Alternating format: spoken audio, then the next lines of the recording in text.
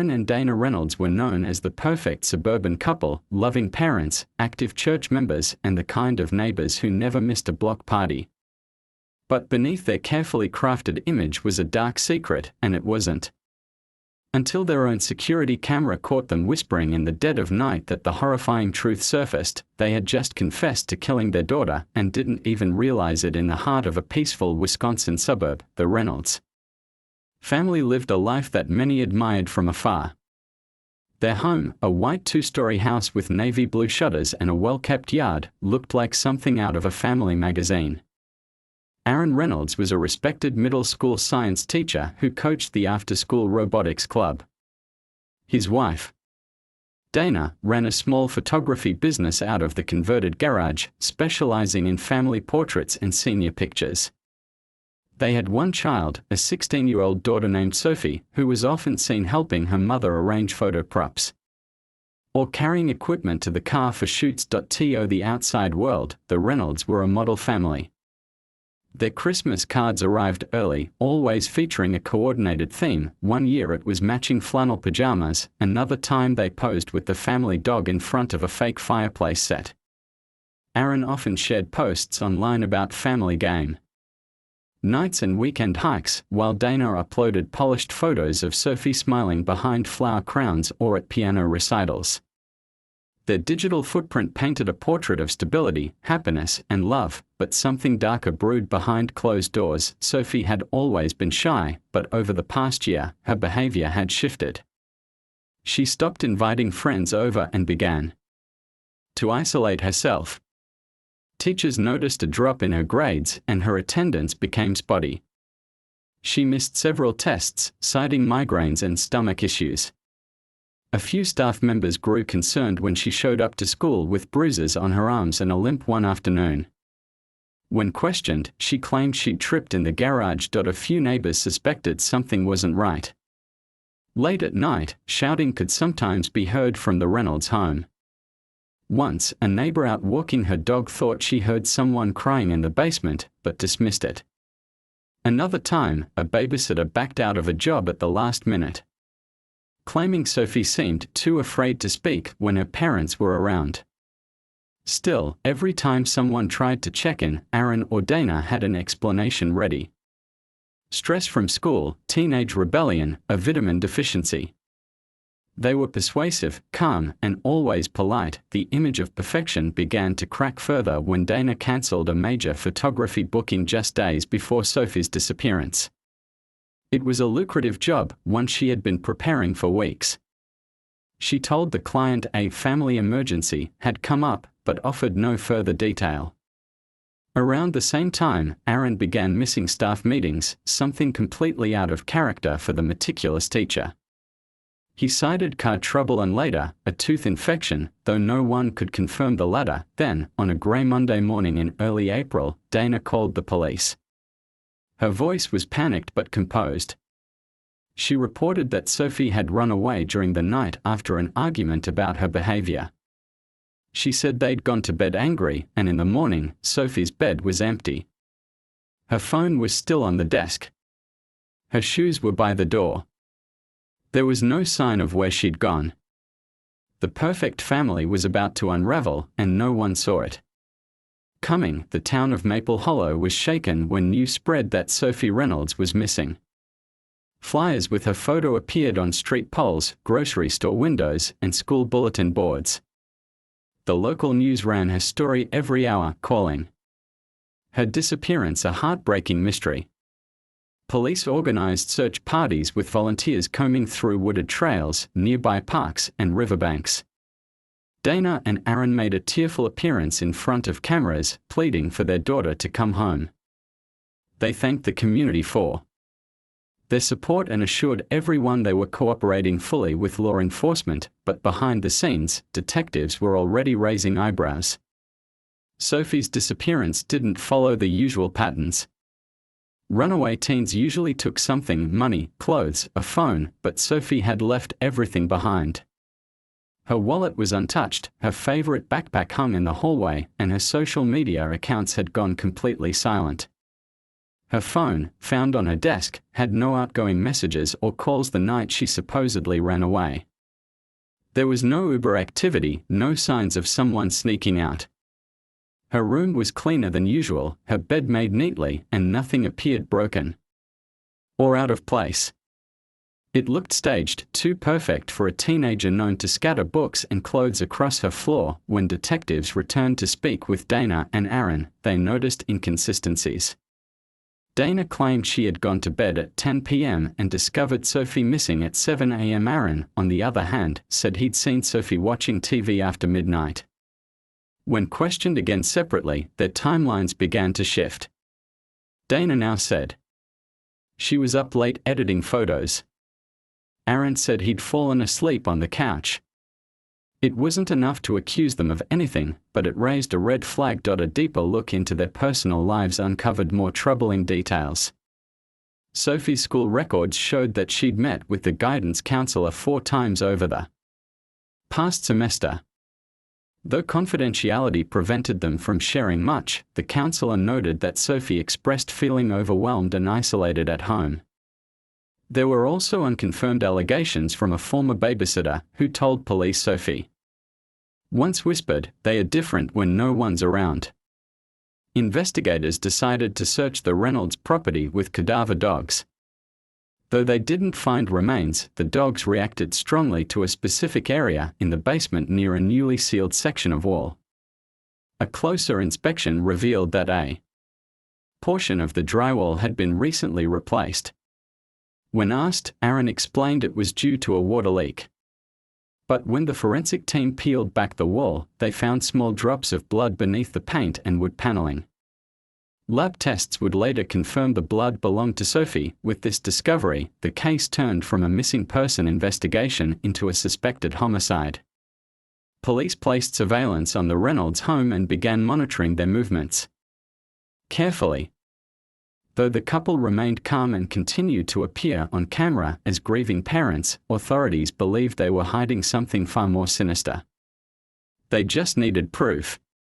It would come sooner than expected, and from a source the parents had completely forgotten about. The breakthrough came from an unexpected place, a small motion-activated security camera mounted above the Reynolds garage door.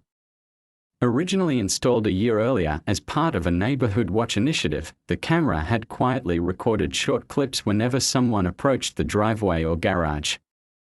Aaron had mentioned it in passing during an early interview, brushing it off as mostly useless since it didn't connect to a cloud and only saved short bursts of footage to a micro SD card.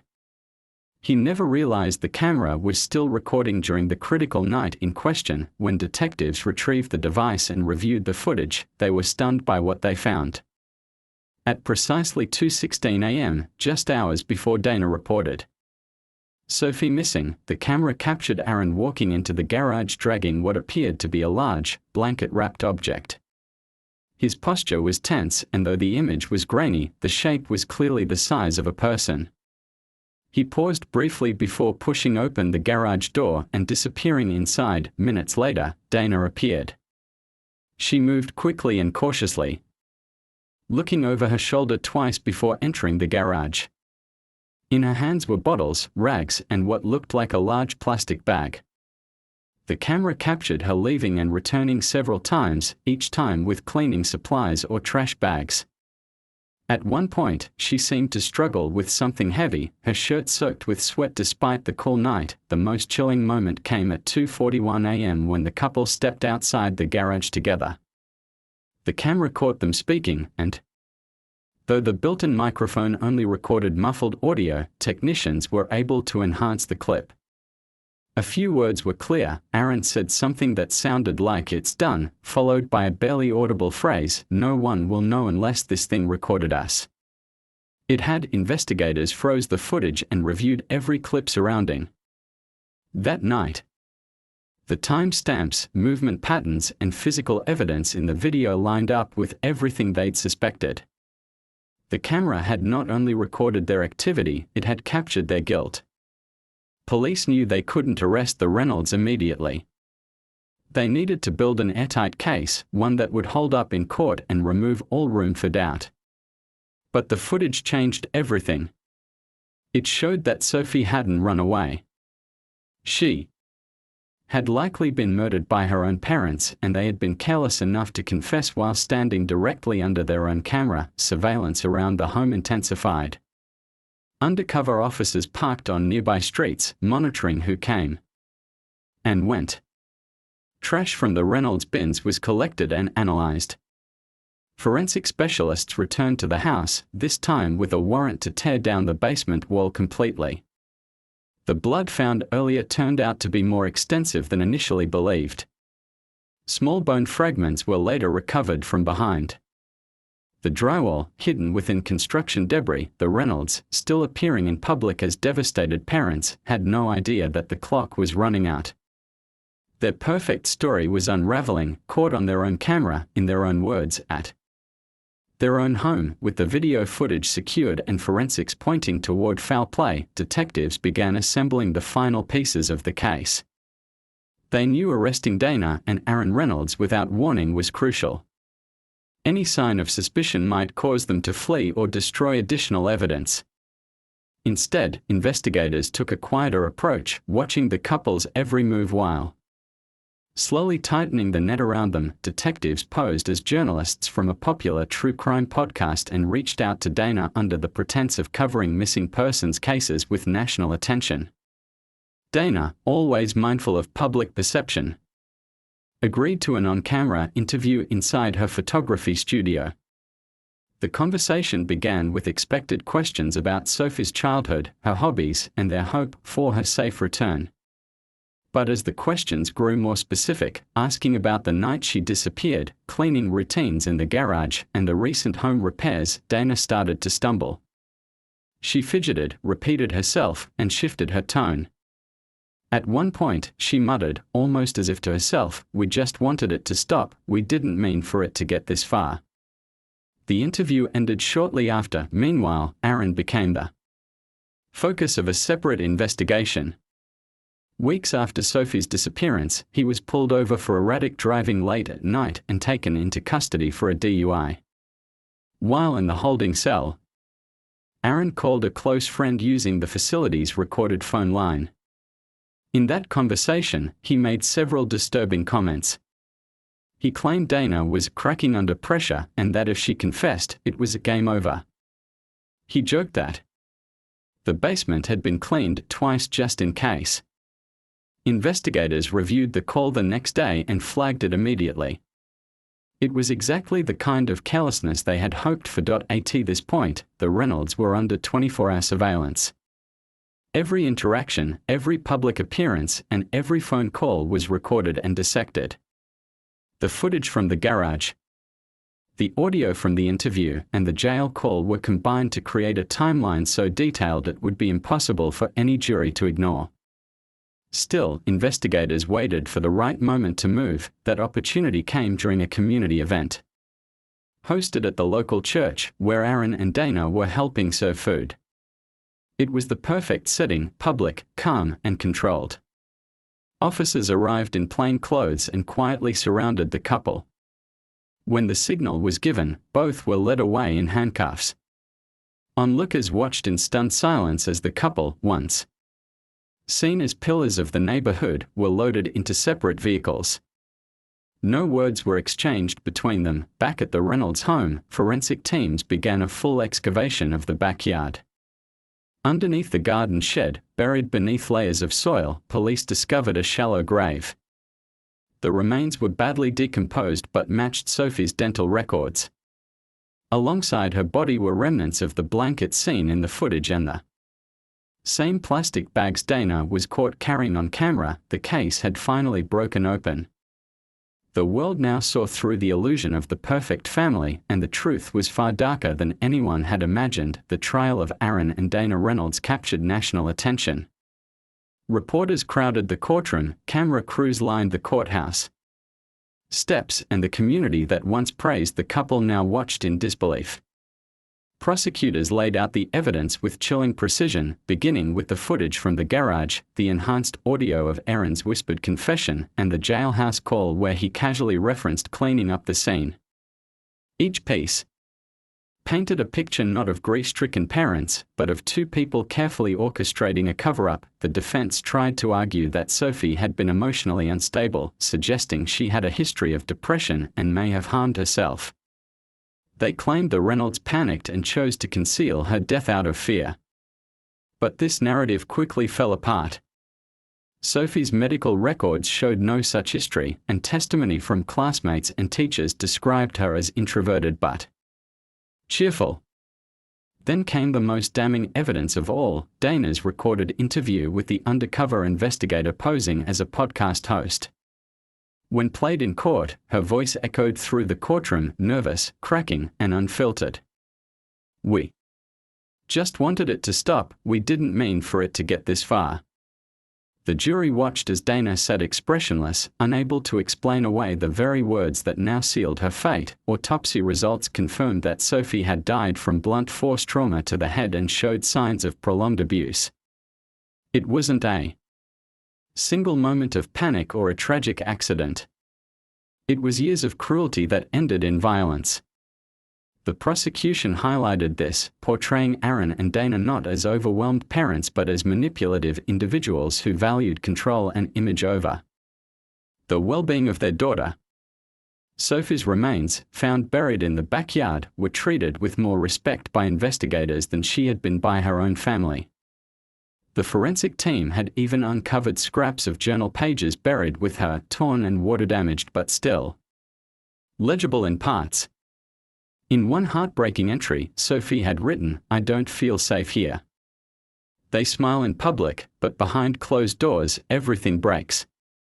The jury took less than 3 hours to deliberate. When the verdict was read, guilty on all charges, including first-degree murder and abuse of a corpse, Dana closed her eyes and didn't move. Aaron stared blankly at the floor. Neither spoke. They were sentenced to life in prison without the possibility of parole. In the weeks that followed, the Reynolds house was condemned and eventually torn down. Community members raised funds to build a small memorial garden on the property in Sophie's honor. A bench engraved with her name now sits where the garage once stood, surrounded by sunflowers, her favorite flower, as remembered by a former teacher. The case became a sobering reminder of how appearances can deceive and how evil can hide in plain sight.